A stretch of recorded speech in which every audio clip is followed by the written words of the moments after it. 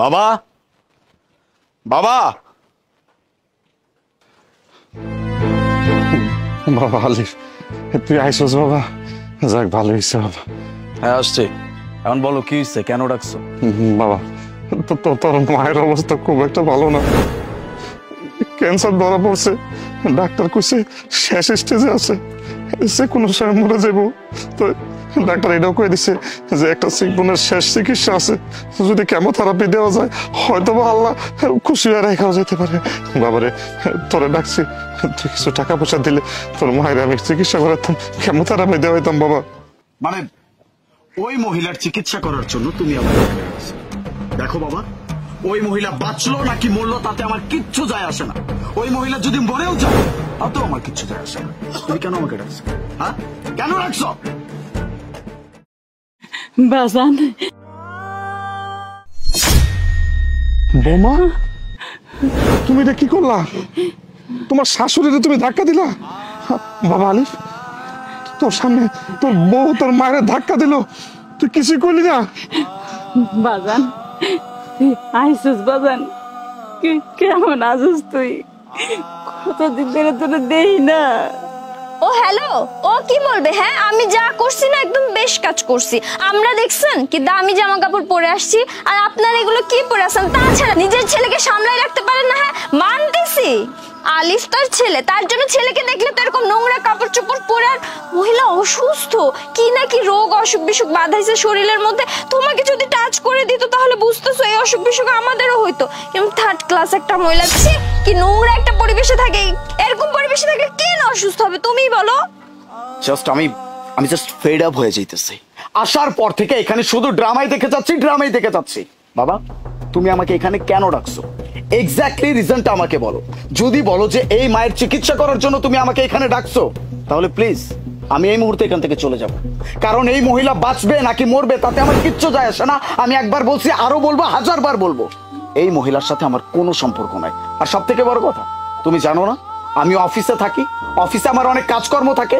এসব কাজকর্ম ফেলে আমি তোমার একটা কল পেয়ে এখানে চলে আসছি। কি এমন ইম্পর্টেন্ট কথা সেটা শোনার জন্য আসছি, আর এখানে এসে আমি ড্রামা দেখতেছি। তুই এগুলো কি করতেছিস বাবা? আমি তো আমার জন্য তোরে ডাকি নাই, আর আমি ডাকছি তোর মার জন্য। তোর মা অসুস্থ, ডাক্তার বলছে যে কেমোথেরাপি দিলে হয়তো আল্লাহর রেখাও যেতে পারে। আজকে তুই আমার এতগুলা কথা শোনাইলি, দেখছো আমাকে বলার আমাকে নাই, আমাকে বলার নাই। আরে কারে তুমি মানুষ করছো? কি বলছো? টাকা? তাও আবার এই মহিলার চিকিৎসা করানোর জন্য? Impossible, never. আমি কখনো এই মহিলার চিকিৎসা করানোর জন্য টাকা দিতে পারবো না। ওই মহিলা বাঁচলেও আমার কিছু যায় আসে না, ওই মহিলা মরলেও আমার কিছু যায় আসে না। আর যদি তুমি আমাকে এটার জন্য এখানে ডেকে থাকো বাবা, তাহলে আমি কিন্তু তোমাকে বলে দিচ্ছি আজকের পর থেকে তুমি আমাকে কোনো কারণে ফোন দিতে পারবা না। এই মহিলা যদি মরে যায় তারপরে ওই মহিলার মুখে এক মুঠ মাটি দেওয়ার জন্য আমি আসবো না। তুমি আমাকে কল করছো কেন?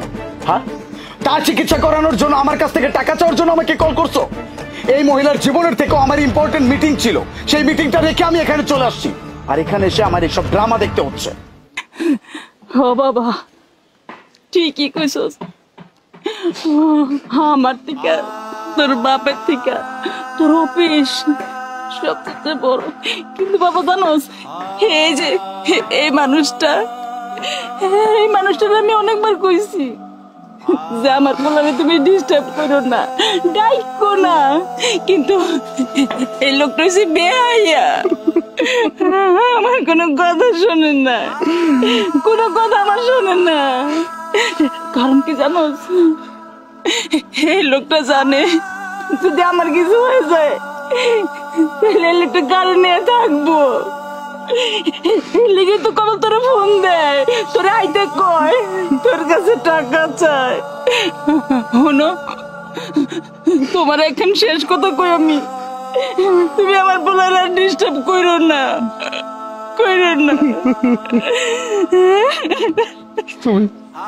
তুমি কোনো চিন্তা করো না।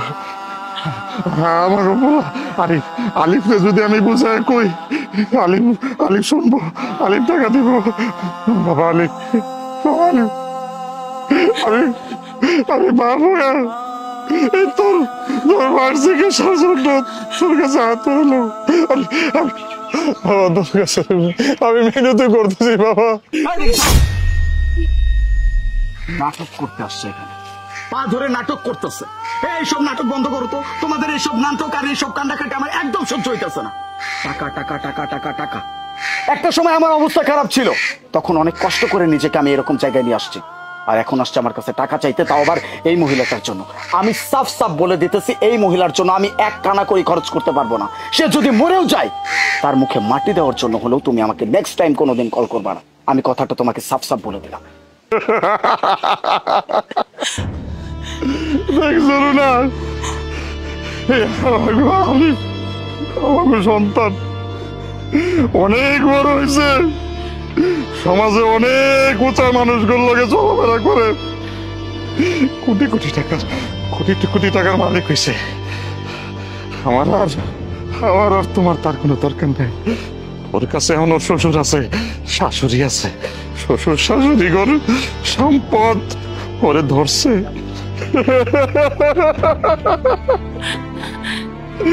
আমরা তোর বাবা মা এইটা অস্বীকার করতেছে না। তুমি কোনো ভাইব না, ও না করলে কি আমি তোমার চিকিৎসা করাবো, জানতে পারি প্রয়োজন দিলে আমি আমার কিডনি বিক্রি করে দেওয়া হইলো, আমি তোমার চিকিৎসা করাবো। তুমি ভাইব না সাহেব, সাহেব আপনি কোনো চিন্তা করেন না, আপনারে কোনোদিন আমি আর ডিস্টার্ব করব না, এই বাপ হিসাবে কোনোদিন ডাকুম না, কব না যে আপনার মা অসুস্থ, আপনার মার মৃত্যু পথযাত্রী, আর কোনোদিন খবর পাইবেন না, কোনোদিন খবর দেব না যে আপনার মা অসুস্থ হয়ে গেছে। আপনার মা যদি মরেও যায়, আপনি কোনোদিন খবর পাবেন না। ঠিক আছে আমি আপনার কাছে মাপ চাই। আপনাকে খবর দিয়েছি, এই জায়গায় আনছি, মূল্যবান সময় আমি নষ্ট করছি, আমার মাফ করে দেন। আলিফ প্লিজ, আমার না এখানে আর থাকতে ইচ্ছে করতেছে না, আমার সাফোকেটেড লাগতেছে। দেখো আশেপাশে কি অবস্থা, আর তাছাড়া তুমি জানো না আজকে বিকেল আমার পার্লারের অ্যাপয়েন্টমেন্ট নেই, আমার এখানে জয়েন করতে হবে। তুমি চলো তো। আর এই খ্যাত মানুষদের এই সমস্ত ড্রামা না আমি আর নিতে পারতেছি না, লিটারালি আমার মাথা পেইন করতেছে। চলো। একদম ঠিক বলছো, এসব নাটক আমারও আর সহ্য হচ্ছে না। শোনো বাবা, এই মুহূর্তে আমি এখান থেকে চলে যাচ্ছি, তোমাকে সাফ সাফ আবারও একটা কথা বলে দিয়ে যাচ্ছি, এই মহিলাটা যদি মরেও যায়, আমাকে কখনো কল করো না, তার মুখে এক মুখ মাটি দেওয়ার জন্য আমি আসবো না। আবারও বলে গেলাম, কখনো বলে যাও না। চলো।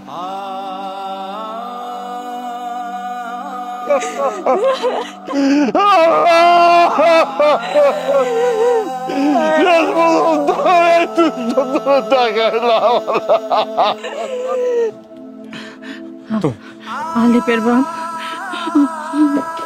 আমার না শরীরটা অনেক খারাপ লাগতেছে, আমি মনে হয় বাঁচবো না।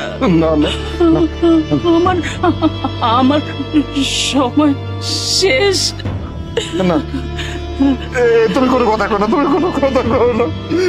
সংযম থাকো, তোমার কিচ্ছু হবো না। আমি আমার আলিফকে ফোন দিতেছি, না, তুমি আমার আলিফকে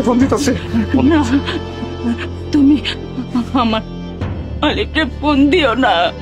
তুমি শোনো নাই ও কি কইছে? ও কইছে আমি যদি মইরা যাই তাও যেন তুমি ওরে ফোন না দাও, ও আমার মনে মুখ দেখতে চায় না। আমি তোমার কোনো কথা শুনবো না, আমি আমার বলো না।